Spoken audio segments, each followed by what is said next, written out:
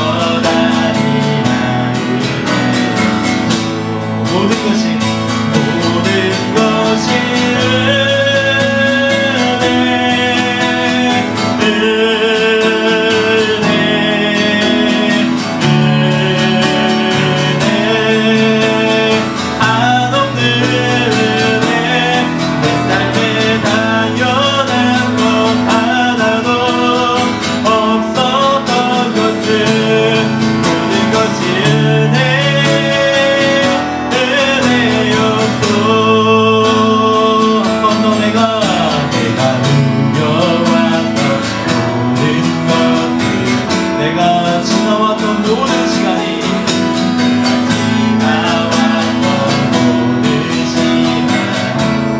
내가 걸어왔던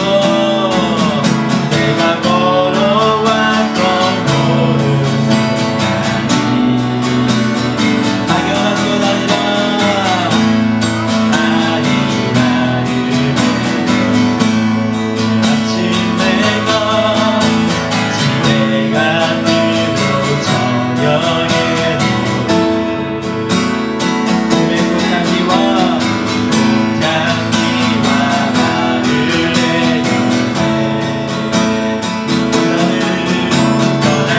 계절의 모든 순간이 당연한 건 아니었습니다. 모든 것이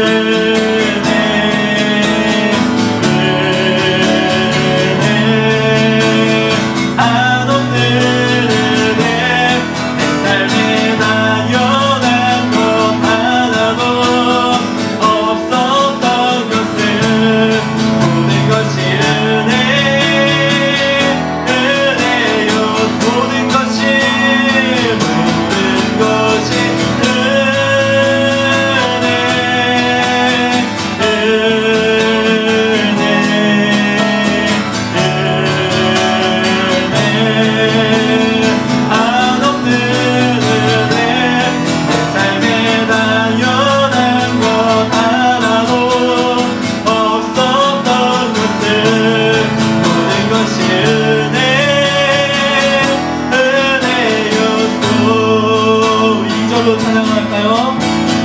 이 땅에 태어나 사는 어린아이 시절과 지금까지 숨을 쉬며 살며 당연한 건 아니라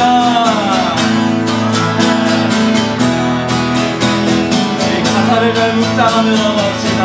하나님의 내가 하나님 자녀로 살고 오늘 찬양하고 예배하는 복음을 전할 수 있는 전할 수 있는 주님 당연한 건 아니라 은혜였소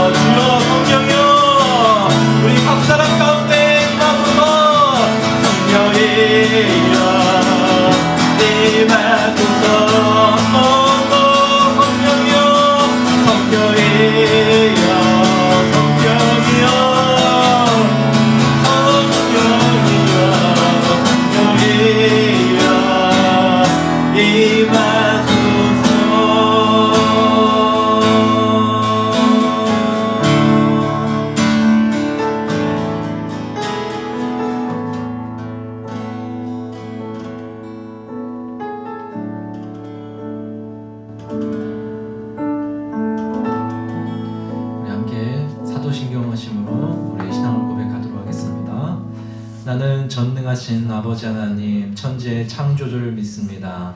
나는 그의 유일하신 아들 우리 주 예수 그리스도를 믿습니다. 그는 성령으로 잉태되어 동정녀 마리아에게서 나시고 본디오 빌라도에게 고난을 받아 십자가에 못 박혀 죽으시고 장사된 지 사흘 만에 죽은 자 가운데서 다시 살아나셨으며 하늘을 오르사 전능하신 아버지 하나님 우편에 앉아 계시다가 거기로부터 살아있는 자와 죽은 자를 심판하러 오십니다. 나는 성령을 믿으며 거룩한 공교회와 성도의 교제와 죄를 용서받는 것과 몸의 부활과 영생을 믿습니다. 아멘. 자, 오늘 하나님 우리에게 주시는 말씀은 사도행전 1장 15절부터 26절까지 말씀입니다. 사도행전 1장 15절부터 26절 말씀입니다. 사도행전 1장 15절부터 26절 우리 저하고 여러분이 오늘은 교독을 하도록 하겠습니다. 제가 먼저 15절 그리고 여러분들이 16절 번갈아 가면서 교독하도록 하겠습니다.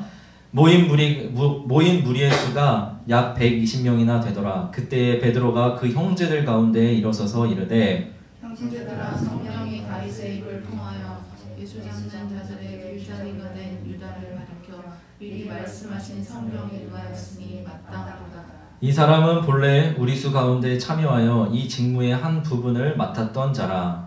이 사람이 불의의 삭스로 밭을 사고 후에 몸이 곤두박질하여 배가 터져 창자가 다 흘러나온 자라. 이 일이 예루살렘에 사는 모든 사람에게 알려져 그들의 말로는 그 밭을 아겔다마라 하니 이는 피밭이라 하는 뜻이라. 시편에 기록하였으되 그의 거처를 황폐하게 하시며 거기 거하는 자가 없게 하소서 하였고 또 일렀으되 그의 직분을 타인이 취하게 하소서 하였도다. 이러므로 요한의 세례로부터 우리 가운데서 올려져 가신 날까지 주 예수께서 우리 가운데 출입하실 때에 항상 우리와 함께 다니던 사람 중에 하나를 세워 우리와 더불어 예수께서 부활하심을 증언할 사람이 되게 하셔야 하리라. 그들이 두 사람을 내세우니 하나는 바사바라고도 하고 별명은 유스도라고 하는 요셉이요 하나는 마띠아라. 그들이 기도하여 이르되 무 사람의 마음을 아시는지요. 이 두 사람 중에 누가 주님께 택하신 바래요. 봉사와 및 사도의 직무를 대신할 자인지를 보시옵소서. 유다는 이 직무를 버리고 제 곳으로 갔나이다 하고 제비 뽑아 마띠아를 얻으니 그가 11 사도의 수에 들어가니라. 아멘. 좀 말씀이 길죠? 좀 긴 말씀인데 우리 계속해서 사도행전을 저희는 지금 강해 설교하고 있습니다. 그래서 오늘은 세 번째 시간이에요. 강해 설교, 사도행전 강해 설교 세 번째 시간인데 우리 12사도의 의미라는 제목으로 말씀 또 증거하도록 하겠습니다. 그럼 우리가 읽은 이 본문은요, 예수님이 승천하신 바로 그 다음부터 성령이 강림하시기 그 전까지 약 열흘 동안의 기간 중에 있었던 일이었어요. 이 열흘 동안에 있었던 일, 왜 열흘이냐? 그럼 예수님이 십자가에 못 박혀 돌아가셨을 때가 그때 절기가 어떤 절기였냐면 유월절이라는 절기였어요. 그런데 2장을 보니까 성령이 언제 내려왔어요? 오순절에 내려왔어요. 여기 오순절이라고 하면은 원래 우리 맥추감사절 알죠? 맥추감사절이라고 우리는 이제 현재로 지키고 있는데 이 맥추절이라는 절기가 바로 오순절과 같은 거예요. 근데 유월절부터 이 맥추절까지 그 기간이 며칠이 차이가 나냐면 약 50일 정도의 차이가 나요. 그렇기 때문에 유월절 다음에 이제 기다리는 절기가 맥추절이라는 큰 절기거든요. 그 절기가 50일 걸리기 때문에 그래서 오순절이라고도 하는 거예요. 그래서 유월절 때에 예수님이 십자가에 못 박혀 돌아가시고 부활하셨어요. 그래서 40일 후에는 어떻게 했죠? 이 세상에 같이 있다가 승천하셨죠. 40일째 되는 날 승천하셨잖아요. 그쵸? 근데 50일째 되는 날 뭐가 와요? 성령이 오잖아요. 그쵸? 그러니까 지금 이 오늘 우리가 읽은 이 본문은 시간적으로 봤을 때 언제냐면 딱 열흘 기간 그 사이예요. 승천하신 다음부터 성령이 내리기 오시기 전까지 딱 열흘 동안에 있었던 그 일이라는 것입니다. 근데 이 며칠 후에 성령이 딱 내려온다라고 예수님이 말씀하셨어요? 안 하셨어요?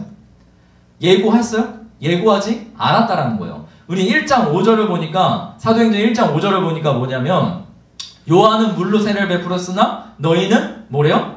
열흘 후에 올 것이다. 성령이? 아니에요. 너희는 몇 날이 못 되어 성령으로 세례를 받으리라 하면서 시간을 정확하게 알려줬어요? 안 알려줬어요?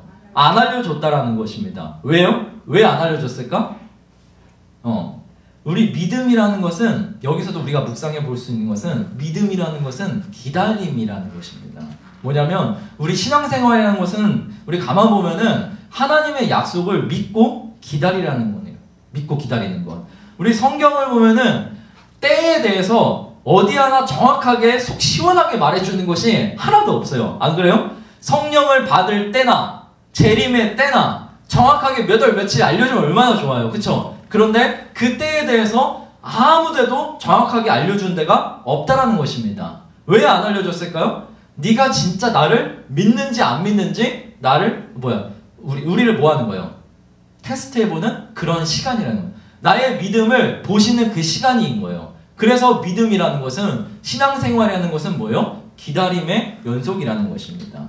기도할 때도 마찬가지예요. 우리가 기도한 대로 바로바로 그냥 응답되면 얼마나 좋아요? 안 그래요? 오늘 기도한 게 잠시 후에 일어나고 오늘 기도한 게 내일 바로 일어나고 여러분 이렇게 기도하는데 바로바로 일어나면은 기도할 맛 나지 않겠어요? 안 그래요? 근데 많은 경우에 있어서는 어때요? 오랜 시간을 기다려야 하는 때가 있어요. 그러다 보면은 언제 응답하실지 막연하고 또 막막할 때가 참 많이 있다라는 것이에요. 근데 오늘 이 성령을 기다리는 이 제자들도 어쩌면은 그러한 막연함, 막막함이 있었을지도 몰라요. 왜냐면 성령을 보내주신다고 주님이 약속은 하시고 가셨는데 언제 내려오는지는 정확하게 말해주지 않았기 때문에. 하지만 그럼에도 불구하고 예수님이 그 말씀을 하시고 떠나셨기 때문에 다 같이 모여서 뭘 했대요? 우리 지난 시간에 뭐 배웠어요? 오로지 기도에 힘쓰더라 라고 지난 시간에 말씀했죠. 왜 기도했어요? 성령을 받을 이제 준비를 하는 그러한 시간이었다는 것입니다. 예수님은 떠나갔지만 그 예수님이 떠나가신 그 공백을 채워줄 성령님을 기다리면서 기도하면서 준비하고 있었다는 것입니다. 자, 근데 저는요 오늘 이 말씀을 준비하면서 어떤 생각이 들었냐면 이 제자들이 오로지 기도에 힘썼다고 나와 있잖아요. 그런데 이 제자들이 24시간 밥도 안 먹고 잠도 안 자고 기도만 했을까요? 저는 아마 누구도 그렇게까지는 생각하지 않을 거예요. 아무 일도 안 하고 24시간 잠도 안 자고 밥도 먹지 않고 기도만 했다라고 그렇게 생각하는 사람은 아무도 없을 거예요. 아마도 이 제자들은요, 이 사도들과 그 수많은 이 제자들이 모여서 이들은 아마도 기도하면서 예수님이 부활하신 그 다음부터 승천하시기 직전까지 말씀하셨던 그 내용들이 있을 거 아니에요. 그 내용들을 분명히 되새겼을 거라는 것입니다. 거의 분명해요. 분명히 기도하면서 주님이 이 땅에 잠깐 있으셨을 때 그분이 하셨던 말씀들을 계속해서 묵상하는, 되새기는 그런 시간을 분명히 가졌을 거라는 것입니다. 여러분, 누가복음 24장에 보면요, 예수님이 부활하셨는데 그 부활하신 그 주님을 아직 만나보지 못한 2명의 제자가 있어요. 그 2명의 제자가 엠마오라는 그 지역으로 걸어가고 있어요. 그런데 그 지역으로 걸어가고 있는데 예수님이 딱 나타나신 거야. 그런데 자기 스승을 알아봤어요? 못 알아봤어요? 3년 동안 따라다녔는데, 3년 동안 같이 함께 했는데 예수님을 못 알아보는 거야. 아마 죽은 사람이 살아났을 거라고는 전혀 상상도 못했을 거겠죠? 그리고 성경의 표현대로 하면은 눈이 가려진 거예요. 눈이 가려져서 예수님을 알아보지 못한 거예요. 그러면서 그때에 이 제자들 2명을 놓고서 예수님이 하신 말이 있어요. 그 말씀 한번 볼게요. 자, 누가복음 24장 25절부터 27절인데 같이 한번 읽어볼까요? 시작. 이르시되 미련하고 선지자들이 말한 모든 것을 마음에 더디 믿는 자들이여, 그리스도가 이런 고난을 받고 자기의 영광에 들어가야 할 것이 아니냐 하시고, 이에 모세와 모든 선지자의 글로 시작하여 모든 성경에 쓴 바 자기에 관한 것을 자세히 설명하시니라. 아멘. 여러분, 여기 보니까 모세와 모든 선지자들의 글이 나와 있죠. 그쵸? 이거는 뭐냐면 이 구약 성경에 나와 있는 모세 오경이 있을 거예요. 모세 오경과 그리고 선지자들, 그들이 존경하는 선지자들이 있을 거 아니에요. 뭐 이사야나 요엘이나 예레미야나 이들이 인정하는 선지자들이 있을 거란 말이에요. 그들이 썼었던 그 성경 구절들을 예수님이 하나하나 다 풀어서 자세하게 이 제자들한테 설명해 주고 있다는 것입니다. 우리가 그 구절들을 참고할 수 있어요. 그런데 그 참고 구절들이 너무 많아요. 제가 이걸 소개하고 싶어도 너무 많아. 창세기부터 시작해갖고 예수님을 예표하는 말씀들이 너무 많이 있다는 것입니다. 다 예수님을 가리키고 있다는 거예요. 근데 왜 예수님이 이들에게 나타나셔서 이렇게 자세히 설명했을까요? 그 이유는 뭐냐면 제자들에게 먼저 이 그리스도에 대한 오해를 풀어주고 싶었다는 거예요. 이 그리스도에 대한 오해를 갖고 있었어요. 그것을 바꿔주고 싶었다는 것입니다. 여러분, 제가 누누이 말하지만 유대인들에게 있어서는 이 그리스도라는 이 인물은 이스라엘을 그냥 외세의 압제로부터 구원해 줄 수 있는 그러한 유능한 왕이었어요. 그 왕을 이 이스라엘 백성들을 계속해서 하염없이 기다리고 있었다는 것입니다. 그냥 그리스도를 한낱 위대한 리더자, 권력자, 아니면 어떤 정치꾼, 이런 정도로 이해하고 있었다는 것입니다. 자기의 나라를 다스릴 수 있는 유능한 통치자 정도로 이해하고 있었어요. 그게 그리스도에 대한 생각이었어요.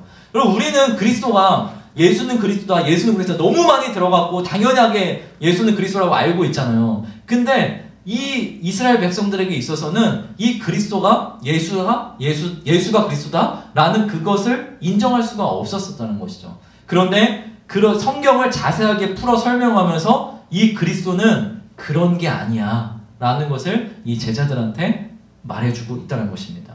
그리고 며칠 후에는 이 11명의 제자들 전체한테 찾아와갖고 다시 한 번 더 얘기하고 있어요. 한번 볼게요. 누가복음 24장 44절 시작. 또 이르시되 내가 너희와 함께 있을 때에 너희에게 말한 바 모세의 율법과 선지자들의 글과 시편에 나를 가리켜 기록된 모든 것이 이루어져야 하리라 한 말이 이것이라 하시고, 이에 그들의 마음을 열어 성경을 깨닫게 하시고. 또 한번 볼게요. 자, 이렇게요. 또 시작. 또 이르시되 이같이 그리스도가 고난을 받고 제3일에 죽은 자 가운데서 살아날 것과 또 그의 이름으로 죄사함을 받게 하는 회개가 예루살렘에서 시작하여 모든 족속에게 전파될 것이 기록되었으니. 아멘. 아마 여러분 열흘 동안에 막 기도하면서 이 예수님이 이 땅에 잠깐 40일 동안 계셨을 때에 예수님이 하셨던 이 가르침들이 계속해서 머릿속에서 떠올랐을 거예요. 그러면서 점차 이 그리스도에 대한 생각이죠. 이 그리스도에 대한 인식에 분명히 변화가 왔었을 것이라는 것입니다. 어떻게요? 예수는 이스라엘을 구원하기 위해 오신 메시아가 아니라 이 세상을 구원하시기 위해 오신 메시아구나. 그리고 그 성경의 약속이 지금 이루어졌구나. 앞으로 이제 기다려야 되는 분이 아니라 이 그리스도가 이미 뭐요? 성경의 예언대로 지금 왔구나. 이루어졌구나. 이것이 그들에게 마음속에 머릿속에 바뀌었을 것이라는 것입니다. 그러니까 요 며칠 사이에 일어나고 있는 모든 일들이 다 성경의 예언대로 이루어져 가는 것들을 보면서 이 성경에 대한 관심이 어마어마했었을 거예요. 여러분 성경은요 예언서입니다. 할렐루야. 성경은 예언서예요. 앞으로 일어날 일들에 대해서 하나님이 세우신 그 사람을 통해서 미리 알려주셨고 그대로 이 세상의 역사가 흘러오고 있는 거예요.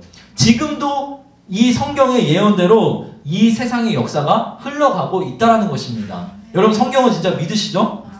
여러분 주님이 오시기 전에 일어난다고 하는 그 일들이 지금 현재 우리 눈앞에서 어때요? 일어나고 있잖아요.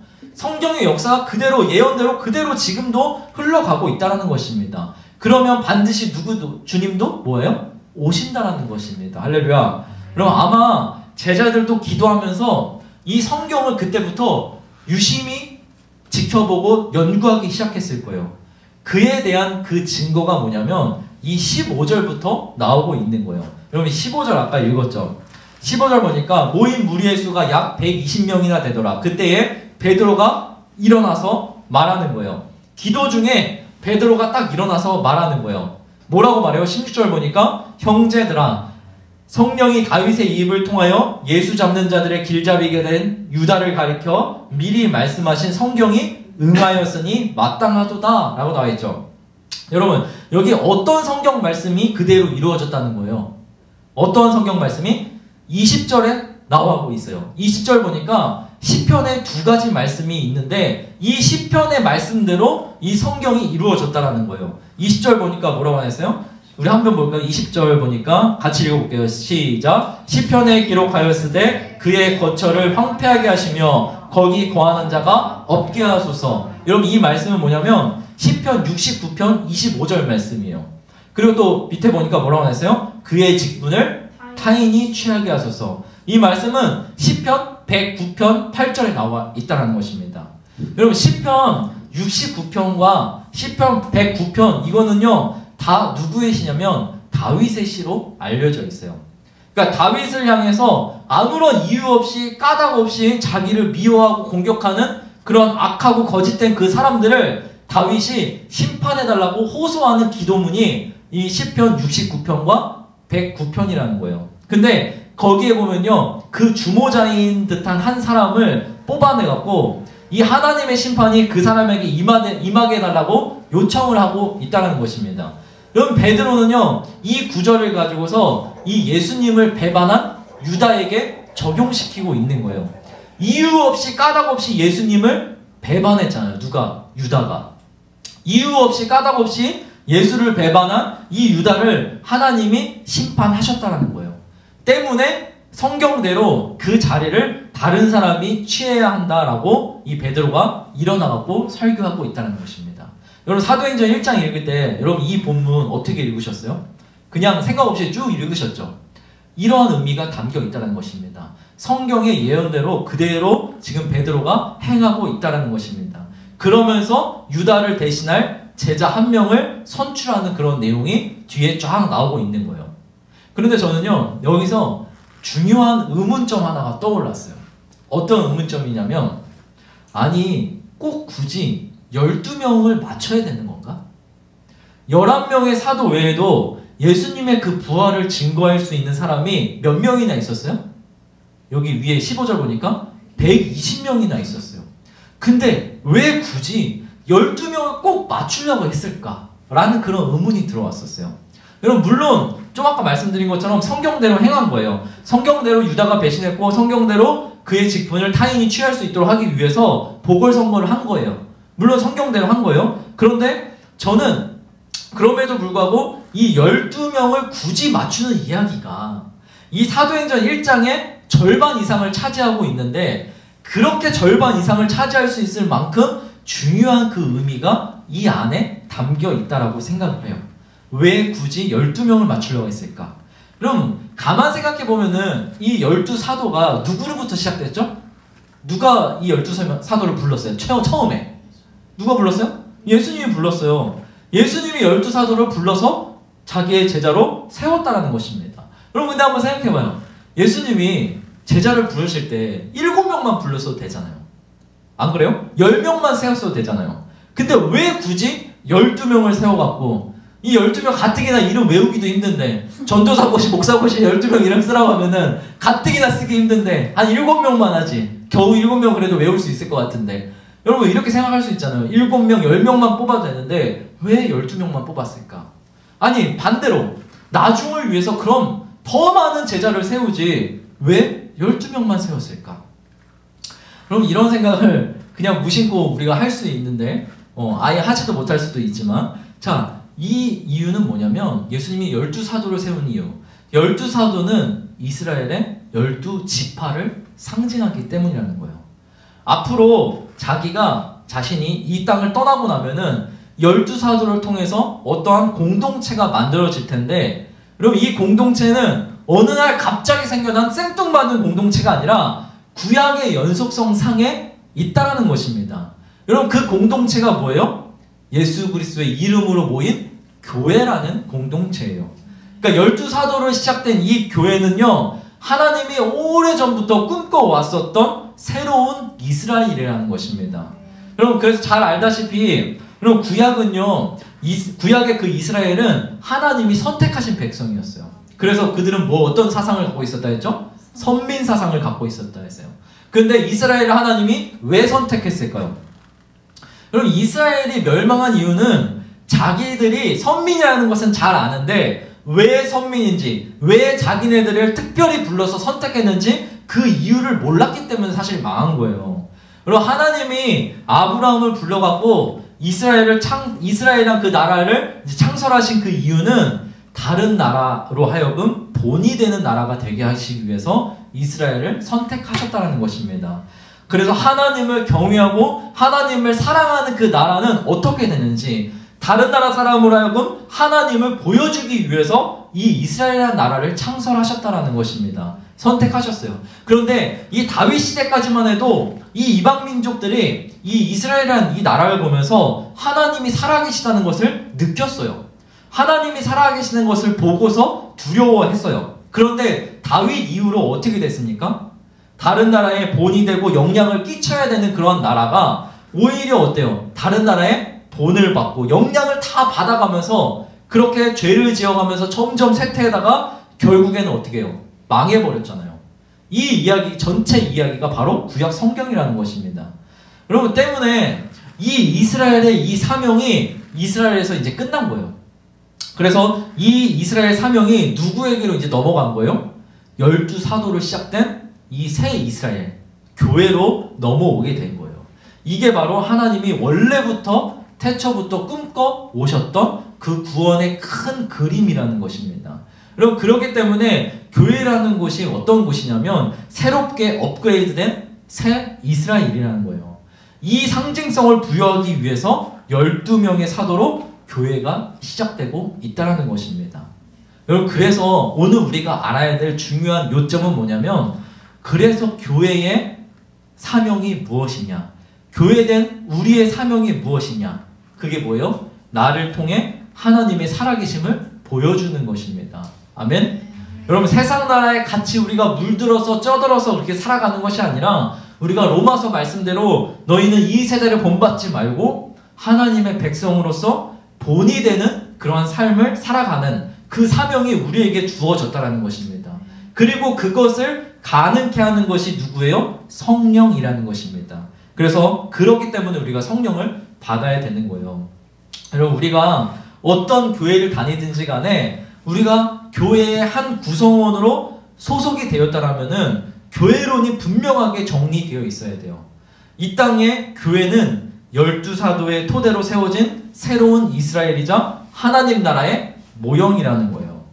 그리고 하나님 나라는 우리가 죽어서만 가는 게 아니라 예수 그리스도의 피값으로 세우신 교회가 곧 뭐예요? 하나님 나라인 거예요. 이곳이 곧 뭐예요? 하나님 나라는 거예요. 나라예요. 여러분 우리 찬양하잖아요. 높은 산이 거친 들이 궁궐이나 초막이나 내 주 예수 모신 곳이 뭐래요? 그 어디나 하늘나라. 여러분 예수 그리스도의 모인 곳이 뭐냐면 그곳이 곧 천국 하늘나라라는 것입니다. 그리고 그 교회에 소속된 나는 뭐예요? 하나님 나라의 백성이라는 것입니다. 할렐루야. 여러분 이제 앞으로도 계속해서 나오겠지만 이 사도행전 초대교회는 사람들로부터 칭찬받는 교회였어요. 세상 나라의 본이 되는 역할을 했다라는 분명한 증거예요. 아, 예수를 믿고 따르는 저 공동체, 저 하나님 나라의 백성은 뭔가 다르긴 다르구나. 이것을 사람들이 느꼈다라는 것입니다. 그럼 우리 또한 하나님의 백성으로서 야, 교회 다닌다는 사람이 왜 저러냐? 우리가 비난받아가면서 사는 것이 아니라 야, 교회 다니는 사람은 역시 뭔가 다르긴 다르구나. 여러분 이렇게 주변 사람들이 느껴져야 여러분 정상적인 크리스찬 아니겠습니까? 그렇게 느껴져야 정상적인 교회가 아니겠습니까? 안 그래요? 여러분 이번 주에 아까도 제가 말씀드렸지만 어마어마한 폭우가 왔었어요. 그렇죠? 여러분 집은 다 무사하시죠? 어마어마한 폭우가 왔었어요. 이 교회도 하나님이 은혜로 지켜주셔갖고 멀쩡하게 지금 이렇게 넘어갔어요. 그런데 이번 주에 어마어마한 그런 폭우 때문에 사람들이 막 죽어나가고 도심 곳곳에 엄청난 비 피해가 있었잖아요. 그런데 그런 가운데 그 비 피해가 지나고 나서 제 페이스북에 보면은 저희 동기 목사가 올린 글이 있어요. 근데 그 글이 어떤 글이었냐면 이 자기 교회가 있는 그 동네 있잖아요. 그 동네 안에 이재민 대피소가 있는데 그 대피소에 식음료를 지원하고 영유아 가정 숙소를 지원하기로 교회가 결의했다라는 그런 내용을 가지고서 페이스북에 이제 나누더라고요. 근데 그 교회가 저는 이제 큰 교회가 아닌 걸로 알고 있는데 그럼에도 불구하고 그렇게 세상을 위해서 이렇게 구제할 수 있고 할 수 있는 그 모든 것들을 하는 이런 교회가 진짜 교회다운 교회가 아닌가 그런 생각을 해보게 됐어요.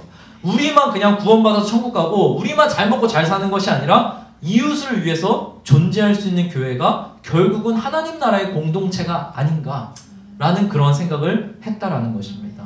그리고 우리 교회 또한 그러한 길로 가기 위해서 우리가 준비해야 될 줄로 믿습니다. 정말 우리만 잘 먹고 잘 살면 안 되잖아요. 우리가 이웃을 위해서 존재할 수 있는 그런 교회가, 이 쉼을 주는 교회가 말 그대로 진짜 쉼을 줄 수 있는 교회가 되었으면 좋겠습니다.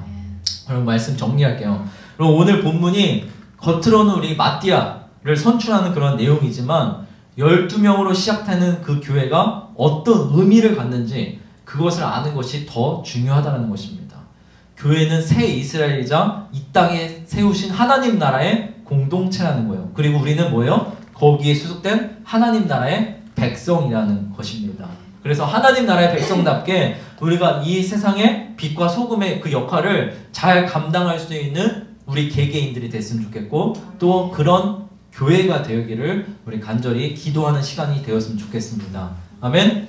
예, 그래서 우리 찬양 하나만 같이 하고 우리 이러한 교회가 되기 위해서 우리 함께 같이 기도했으면 좋겠습니다.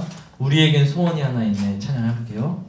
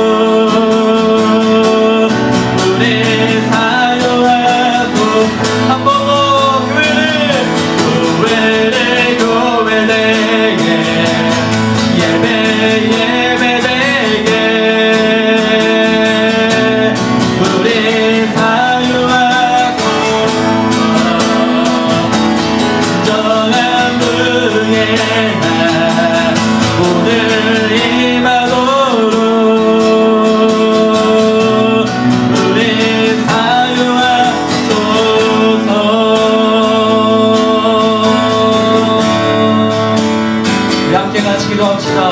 하나님, 교회된 우리가 이 세상 가운데에 비치고 소금이 되어질 수 있는 그러한 삶을 살아갈 수 있도록 성령님 내 안에서 역사하여 주시옵소서. 이 땅에 이 교회가 하나님 아버지 성령으로 인하여서 칭찬받는 그러한 교회가 되어질 수 있도록, 또한 이 힘을 주는 교회가 그런 교회가 되어질 수 있도록 해서 우리 함께 같이 기도하며 나가도록 하겠습니다. 기도하겠습니다.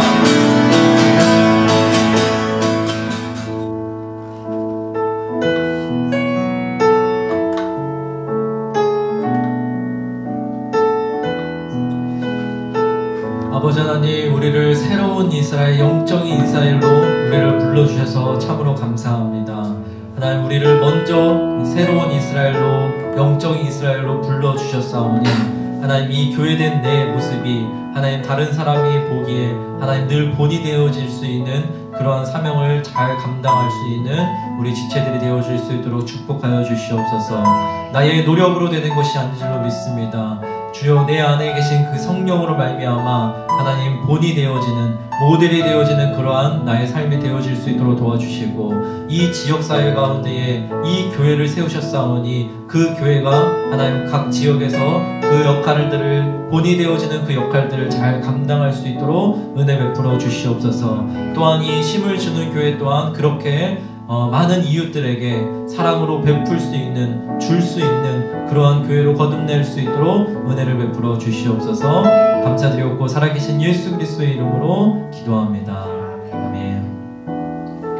이제는 우리 주 예수 그리스도의 은혜와 하나님의 극진하신 사랑과 성령님의 감화감동 역사하심이 우리를 이 세상 가운데 이스라엘로, 영적인 이스라엘로 불러주시고 하나님 나라의 공동체, 하나님 나라의 백성으로 불러주신 그 하나님의 은혜에 감사하여서 살아가기를 소원하는, 그렇게 또 다짐하며 살아가기를, 모델로 살아가기를 다짐하는 우리 사랑하는 지체들 머리머리 위에, 또한 직장과 가정 위에 지금부터 영원토록 함께 없시기를 간절히 축원하옵나이다. 아멘.